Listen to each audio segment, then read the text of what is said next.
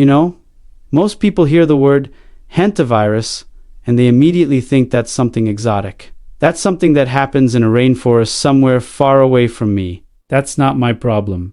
And then one day, a perfectly healthy person goes out to clean their old garden shed, or opens up a cabin they haven't visited since last summer, or does a bit of work out in the garage, and within 2 weeks, they're fighting for their life in an intensive care unit.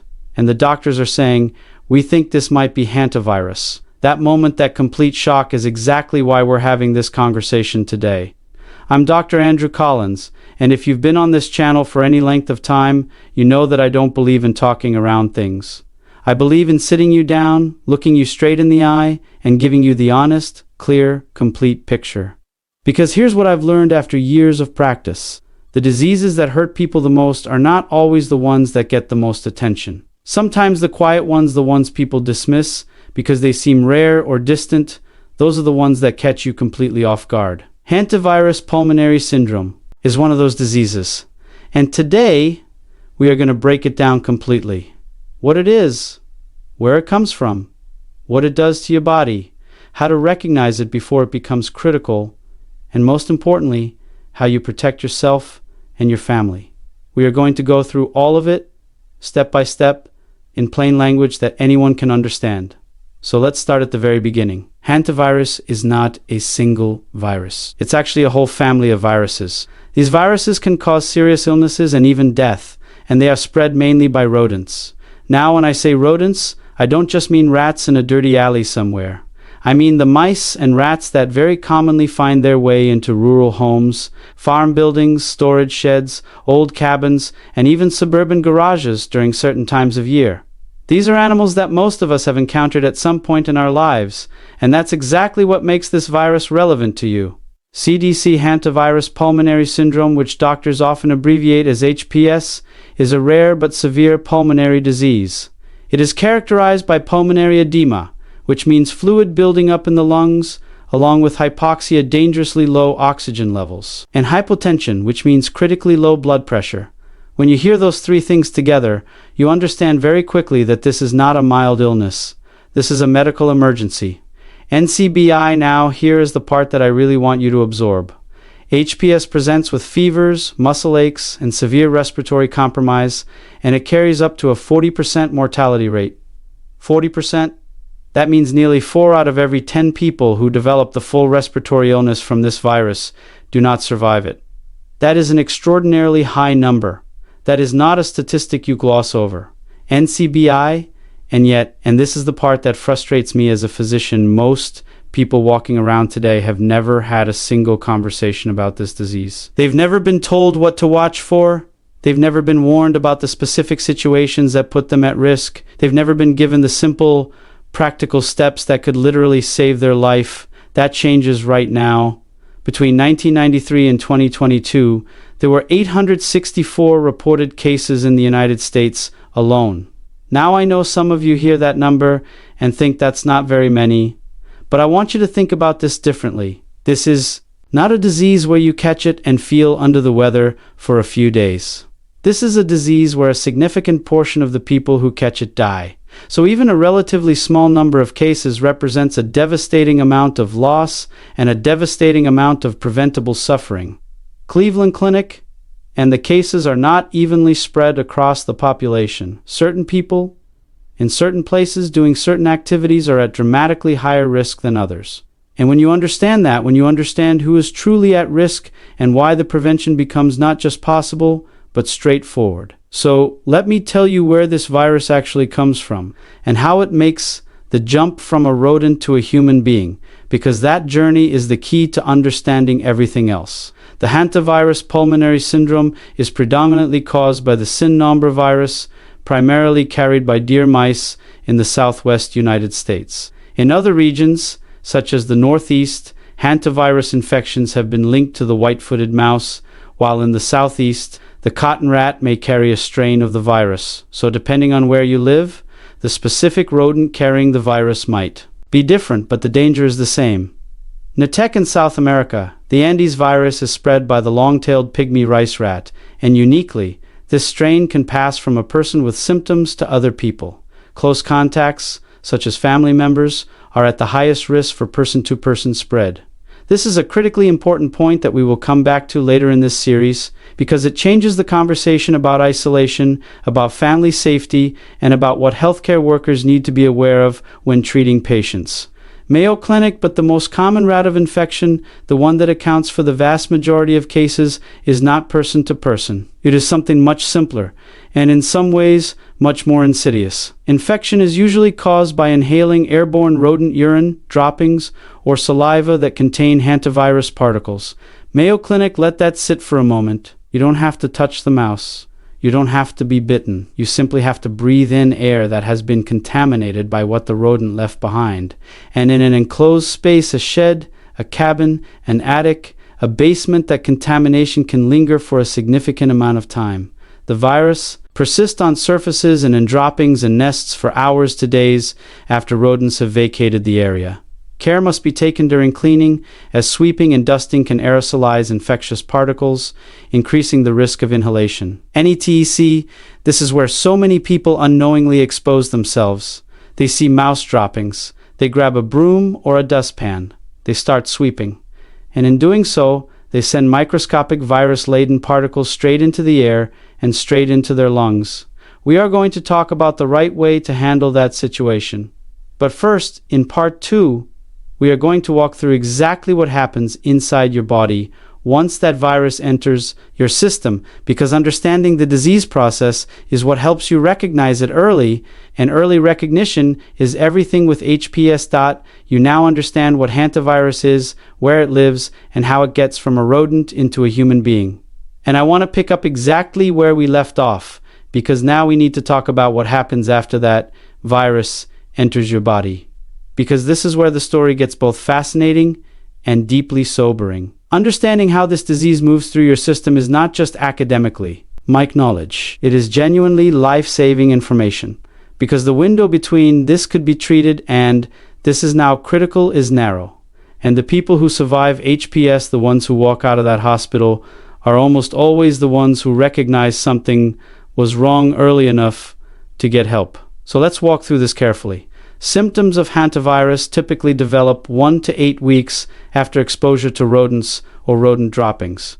Now that is a wide window, 1 to 8 weeks, and that wide window is part of what makes this disease so tricky. You might clean out that old shed in the first week of the month and feel completely fine for 3 or 4 weeks afterward. Life goes on. You forget about it. And then suddenly you start feeling unwell. And because so much time has passed, you never connect what you're feeling now to what you did a month ago. That connection, that crucial piece of the puzzle, gets missed. NETEC, and that is dangerous. The disease progresses in distinct phases. First, there is an early phase with flu-like symptoms such as fever, muscle aches, headache, and shortness of breath, as well as a low platelet count. Now here's the problem with T. Hat early phase, it looks like almost everything else. It looks like the flu. It looks like a bad cold. It looks like exhaustion from working too hard. There is nothing in those early symptoms that automatically screams hantavirus to a patient who doesn't know they were exposed. Wikipedia, this prodromic phase, about 6 days long, includes high fever, muscle pain, nausea, headache, abdominal pain, vomiting, and sometimes diarrhea. So you've got gastrointestinal symptoms, you've got body aches, you've got fever, and most people at this stage are at home, taking paracetamol, drinking fluids, and waiting for it to pass. Like they would with any ordinary viral illness, NIHA, but this is not an ordinary viral illness. 4 to 10 days after the initial phase of illness, the late symptoms of HPS appear. These include coughing and shortness of breath. Patients might experience tightness in the chest as the lungs fill with fluid. And this is the moment, this transition from the early phase to the pulmonary phase, that determines whether someone lives or dies. Because once the lungs start filling with fluid, things can deteriorate extraordinarily fast. CDC in the second, cardiopulmonary phase, people experience elevated or irregular heart rate, cardiogenic shock, and pulmonary capillary leakage, which can lead to respiratory failure, low blood pressure, and a buildup of fluid in the lungs and chest cavity. Wikipedia now. I want to pause here and make sure you truly understand what is happening inside the body during this phase. The virus is essentially causing the tiny blood vessels inside the lungs, the capillaries, to leak. Fluid pours into the lung tissue. The lungs, which are supposed to be like clean, open sponges exchanging oxygen and carbon dioxide, become waterlogged. And when the lungs fill with fluid, the oxygen levels in the blood drop rapidly. The heart, sensing the crisis, starts working harder. The blood pressure becomes unstable, and the body begins to spiral into a state that doctors call cardiopulmonary collapse. This can happen within hours. The need for mechanical ventilation is common shortly upon disease onset. That means a significant number of patients go from feeling feverish and achy at home to being placed on a breathing machine in an intensive care unit, sometimes within the span of a single day. That is how fast this can move. NCBI, HPS can be deadly. 38% of people who develop respiratory symptoms may die from the disease, and the ones who are most at risk of reaching that critical stage are the ones who waited, the ones who thought it was just a flu, the ones who had no idea they needed to tell their doctor, "I was around rodent droppings 3 weeks ago." CDC, this is why I keep coming back to awareness, not to frighten you, but to arm you. Now here is something that gives me genuine hope to share with you. The final phase is recovery, which typically takes months, but difficulties with breathing can persist for up to 2 years. So yes, people do recover. People do walk out of the hospital. But recovery is long, and it is hard, and it carries its own challenges that we should acknowledge honestly. This is not a virus where you bounce back in a week. Your lungs have been through a serious battle, and they need time to heal. Wikipedia, while many infected individuals recover within 1 to 2 weeks of the early phase, some may experience worsening conditions 4 to 10 days after symptom onset, progressing to severe respiratory illness. The difference between those who stay mild and those who deteriorate is not always about age or fitness or underlying conditions, though those things do matter. Sometimes it comes down to the viral load, how much of the virus got into the system, and how quickly treatment was started. NETC and treatment, I want to be honest with you here, is not a magic cure. There is no license-specific antiviral treatment or vaccine for hantavirus infection. Care is supportive and focuses on close clinical monitoring and management of respiratory, cardiac, and kidney complications. WHO, what that means in plain language is this: doctors cannot give you a pill that kills the virus. What they can do is keep your body supported while your immune system fights the battle. They manage your oxygen levels. They manage your fluid balance carefully. They monitor your heart. They keep you alive long enough for your own body to win. And the earlier you get into that care, the better your chances. It is important for people with HPS to begin treatment as early as possible to improve their chances of recovery. That sentence is not a formality. That sentence is everything. Early treatment is the single biggest factor within your control once infection has arrived, occurred. CDC, so the message of part 2 is this: know the timeline, know the phases, and the moment you have been around rodents or rodent droppings and you start feeling feverish, achy, or short of breath, you do not wait it out at home. You go and you tell a doctor exactly where you were and what you may have been exposed to. You give them the information they need to consider this diagnosis, because if they don't know to look for it, they may not find it in time. In part 3, we are going to talk about who is most at risk, the specific environments, the specific activities, the specific groups of people that this virus targets most aggressively, because knowledge of your own risk level is the first step toward protecting yourself. I want to have a very direct conversation with you about risk, because one of the most important things I can do as a physician, not just in a clinic, but on a platform like this, is help you accurately assess your own personal level of danger, not in a way that creates unnecessary anxiety, but in a way that creates appropriate awareness. Because here's the truth: not everyone carries the same level of risk when it comes to hantavirus. The virgula us does not strike randomly across the entire population in equal measure. It has patterns. It has preferences, in a sense. It is drawn to certain places, certain activities, and certain lifestyles. And when you understand those patterns clearly, you can make informed decisions that genuinely reduce your exposure. So let's talk about who needs to be paying the closest attention. The first and most important thing to understand is that this is predominantly a rural and semi-rural disease. In the United States, hantavirus pulmonary syndrome is most common in rural areas of the West. However, any exposure to rodent habitats can increase the risk of disease. So if you live in or regularly visit rural areas, farmland, forested regions, mountain communities, desert landscapes, your baseline risk is already higher than someone living in a dense urban environment. That is simply the reality of where the host rodents live and breed. Mayo Clinic, but I want to be careful here, because I do not want anyone listening to this from a suburban or even urban setting to tune out. Because the next part is relevant to almost everybody. Common sites for exposure to rodent nests, urine, and droppings include farm buildings, infrequently used buildings such as storage sheds, campers or seasonal cabins, campsites or hiking shelters, attics or basements, and construction sites. Mayo Clinic read that list again slowly. Farm buildings, storage sheds, seasonal cabins, attics, basements, construction sites. These are not exotic locations. These are places that millions of ordinary people visit every single year, especially in spring and summer, when people are opening up cabins after winter, cleaning out garages, doing home renovation work, or heading out camping. These are everyday environments, and that is precisely what makes the risk so real and so underappreciated.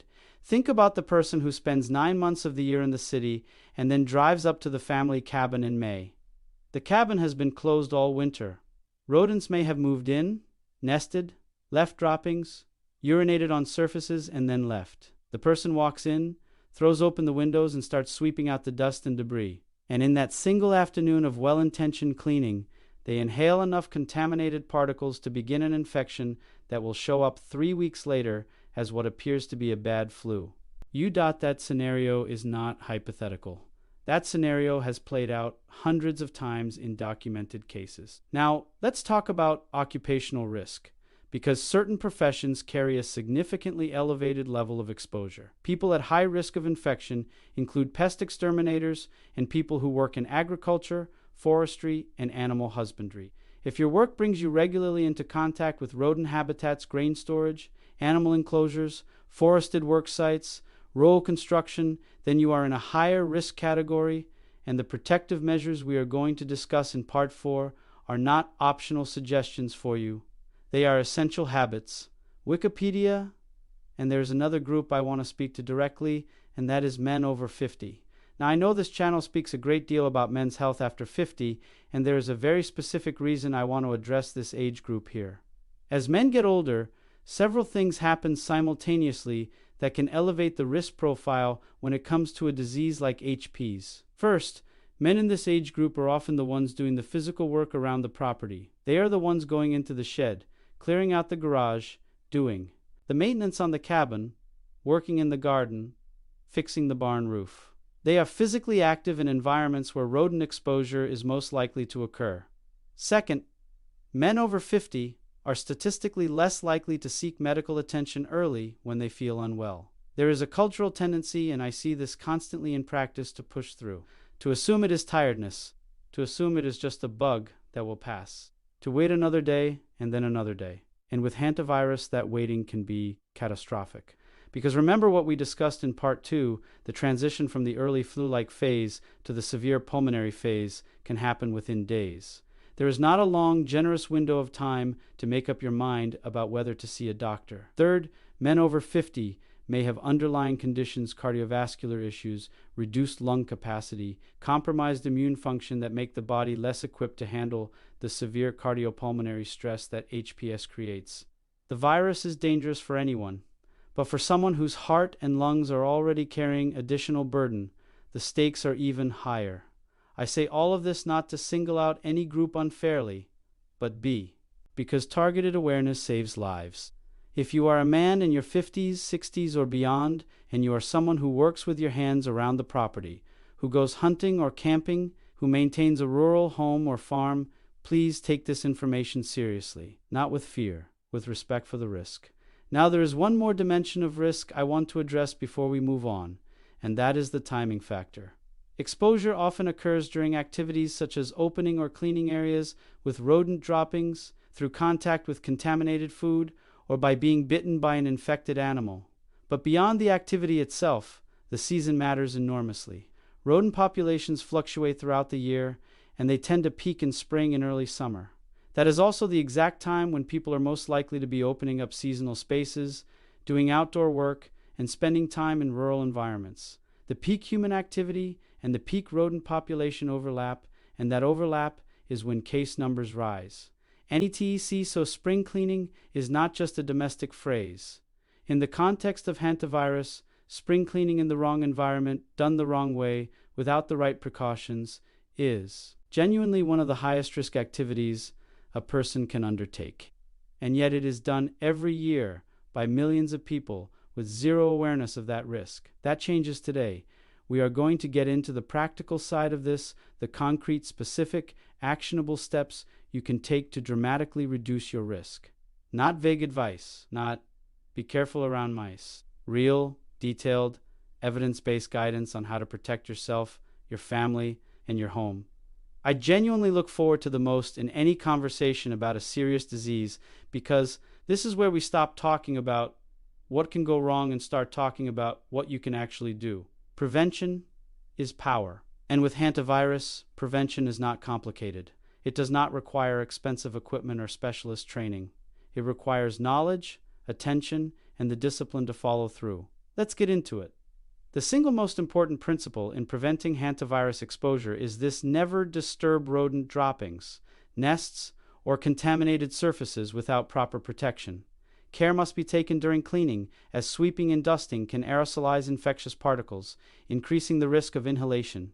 So the first rule, before you touch anything, is put the broom down. Seriously. The instinct to sweep is the wrong instinct here. Dry sweeping sends particles into the air directly into your breathing zone. That is the last thing you want. NETC rubber or plastic gloves should be worn during cleanup and disinfection of wild rodent excretions and corpses. It is also advised to ventilate the room before entering and to wear a respirator. So before you walk into that shed, that cabin, that basement, open every window and door first. Let fresh air move through the space for at least 30 minutes before you step inside. Then put on your gloves. Put on a proper respirator, not a simple dust mask, but an N95 respirator at minimum, and only then begin your work. Wikipedia: when cleaning contaminated surfaces, wet the area first with a disinfectant solution before wiping. This keeps particles from becoming airborne. Eliminate or minimize contact with rodents in your home, workplace, or campsite to reduce your risk of exposure. Seal holes and gaps in your home or garage to keep rodents from entering. Place traps in and around your home to decrease rodent infestation. Clean up any easy-to-get food that might attract rodents. CDC: these are not extraordinary measures. Sealing entry points, setting traps, removing food sources, these are straightforward habits that make your home genuinely inhospitable to the very animals carrying this virus. And that is your first and most powerful line of defense, because treatment options are limited. The best protection against hantavirus pulmonary syndrome is to avoid contact with rodents and safely clean up rodent habitats. That sentence from the medical literature says everything. When there is no cure and no vaccine, prevention becomes your medicine.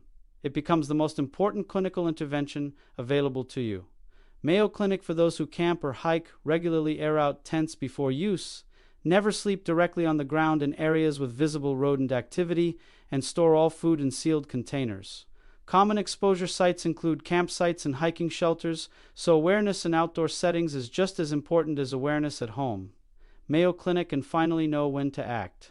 If you have been in a high-risk environment and within 8 weeks you develop fever, deep muscle aches, or any shortness of breath, do not wait. Go immediately. Ely and tell your doctor exactly where you were. Give them that information. It could be the detail that saves your life. Prevention here is not about living in fear. It is about making small, intelligent adjustments that keep you safe while you continue living fully. We have covered a lot of ground together in this series, and I want to close in the same way I always do: honestly, directly, and with genuine care for every single person watching this. Hantavirus pulmonary syndrome is not a disease that makes headlines every day. It is not something the evening news reminds you about regularly. And that silence, that absence of conversation, is exactly what makes it dangerous. Because people are being exposed without any awareness. People are getting sick without connecting the dots. And in some cases, people are dying from something that was entirely preventable. HPS initially causes flu-like symptoms that can progress to more severe illness, where people have trouble breathing. That progression from ordinary-looking symptoms to a life-threatening emergency happens fast. And the only thing standing between those two outcomes is awareness and early action. CDC, you now have that. Awareness. You know where this virus lives.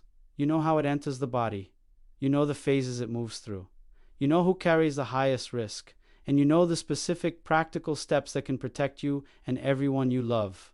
That knowledge is not small. That knowledge is genuinely life-saving. So here is my final message to you. Respect the environments you work and play in. Take simple precautions seriously. And the moment something feels wrong after a potential exposure act, do not wait. Do not dismiss it. Early access to intensive care, when clinically indicated, improves outcomes. Early action is everything. WHO, share this video with someone who spends time outdoors, works on a property, or heads to a cabin each season. Because the conversation you start today might be the one that saves a life tomorrow. Take care of yourself. I will see you in the next one.